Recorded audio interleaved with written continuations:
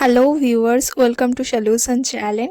আশা করছি আগের ভিডিও তোমাদের খুব ভালো লেগেছে। আজকে আমরা একটা নতুন জিনিস শিখব, সেটা হচ্ছে shortcut key to calculate total marks in Excel. এখানে আমরা দেখতে পাচ্ছি স্টুডেন্ট আইডি দেওয়া রয়েছে, সাবজেক্ট দেওয়া রয়েছে তিনটে, ইকোনমিক্স, ম্যাথ অ্যান্ড সোশ্যাল। তো সবকটা সাবজেক্টের মার্কসও দেওয়া রয়েছে। তো টোটালটা আমাদেরকে বার করতে হবে। তো টোটালটা আমরা কিভাবে বার করবো? এক হচ্ছে আমরা সামের ফর্মুলায় ফেলে ইকুয়াল টু সাম, তো সবকটাকে আমরা সিলেক্ট করলাম, সিলেক্ট করে এন্টার দিলাম। এইভাবে আমরা করতে পারি, কিন্তু আমরা এইভাবে করব না। এর থেকেও সহজ পদ্ধতিতে করা যায় এবং এর থেকেও টাইম কম লাগে। কিভাবে করব আমরা? আমরা ফার্স্টে যেটা করব, ইকোনমিক থেকে টোটাল পর্যন্ত আমরা সিলেক্ট করে নেব।